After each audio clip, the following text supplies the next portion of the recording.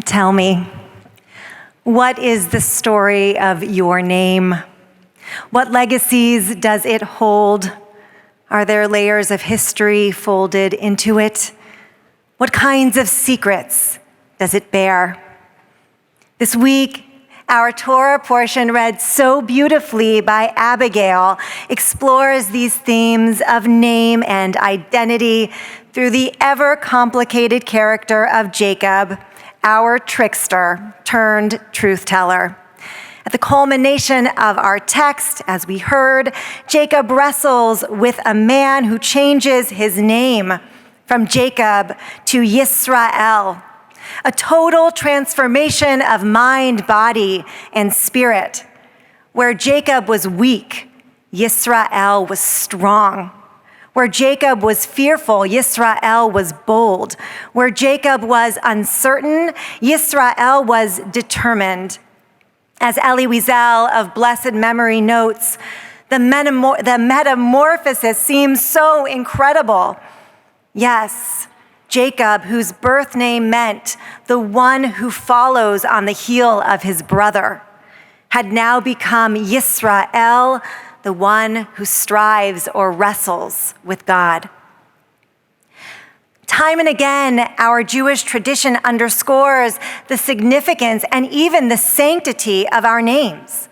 In the Talmud, for example, Rabbi Eliezer proclaims, the names given to people should be considered the works of God on this earth. Later, the renowned mystic Rabbi Isaac Luria wrote, when a person is born and his parents give him a name, the Holy One puts into their mouth the particular name required for that soul. Names, we are taught, are not accidental or arbitrary. They come from God and they reflect God as well. As such, names carry immense power. Like our Talmud says, a name has the potential to affect one's life. It can change the arc of a story. It can transform a person's point of view. It can strengthen or reinvigorate or renew a person's understanding of themselves, just as we saw when Jacob became Yisrael. Earlier in our Torah, we witnessed this when Abram and Sarai become Abraham and Sara. They were transformed. They become leaders of a new nation and covenantal partners with God. As Abram and Sarai, they followed in God's footsteps. But as Abraham and Sarah, they led alongside the divine. To change a name is to change a destiny. We Jews understand this notion unequivocally. We recognize that a new name alters everything, for better or for worse, for loss or for gain. In particular, many American Jews carry vivid stories of name changes in their families. As author Dara Horn writes, ask any Ashkenazi American Jew about his or her family's arrival in the United States, and you're likely to hear a certain story. With minor variations, it goes something like this. My great-grandfather was called Roger Shevsky, but when he arrived at Ellis Island, the immigration officer couldn't understand his accent. So he just wrote down Rogers, and that became my family's name. The infamous Ellis Island name change stories are utterly familiar to so many of us. These tales of what happened when our grandparents and great-grandparents came through, how they entered with one identity and exited with another. how their worlds transformed the moment their feet touched hallowed American soil, and how the names they carried, names that often reached back generations, were said to be changed moments after entering this new world. These names, whose rhythms and rhyme unmistakably identified their owners as Jews, were stripped of those particularities. Hence, Rogershevsky became Rogers, Rosenberg became Ross, and Greenberger became Green. Why are these Ellis Island stories about names lost and gained so powerful? Perhaps it's due to what researcher Kirsten Firmaglick wrote. Changing names seems like a betrayal of family, community, and identity. Whole histories were wiped out with the erasure of a few letters.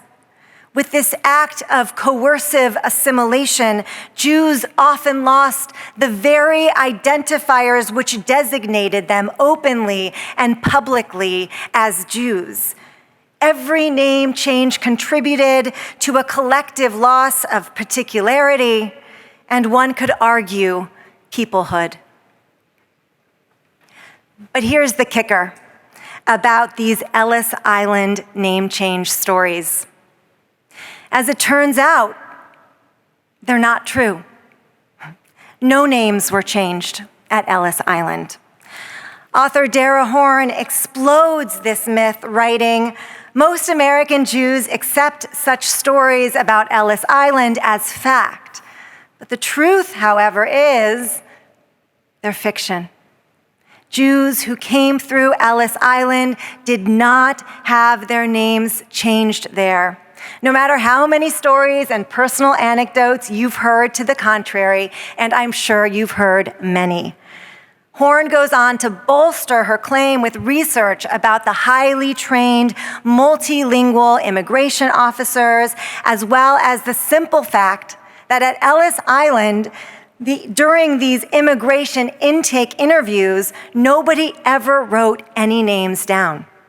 The names were provided from ship manifests, and when the immigrants were interviewed, their names were simply checked against the manifests. Now, it's not that Jews' names didn't change. They did. It's just that, according to large numbers of court records, Jews changed their names on their own. As an aside, Dara Horn is quick to admit that no matter how much evidence and research she provides to her audiences, and there is plenty, her readers never like this revelation. They want to cling to the myth of Ellis Island coercive assimilation and compulsory name changes. They would rather embrace that narrative instead of the one that actually occurred, in which Jews chose to change their names on account of virulent anti-Semitism, exclusionary business practices, widespread discrimination, and casually cruel prejudice. And they chose to let go of a piece of their heritage to protect themselves and their families from humiliation and harm. No one should ever have to make such a choice. Today, we are once again living in a moment of rising anti-Semitism. Jew hatred in its most vile and brazen forms is being spouted from the mouths of celebrities and sports heroes and blasted across the airways and every social media platform imaginable. The rhetoric is not only despicable, it's dangerous. And many of us are left wondering, what do we do? How do we respond? What choices do we make? Do we remove our yarmulkes and conceal the Jewish stars around our necks? Do we consciously hide pieces of our identity in order to survive? I want to suggest that we return to the story of Jacob and the moment that he becomes Yisrael, Israel. Recall that this name change also occurs during a time of tremendous fear and anxiety and uncertainty. Jacob is about to meet his brother after 2+ decades of estrangement, and death is very much in the realm of possibility. But even in the face of his terror, Jacob steps into the role of Yisrael.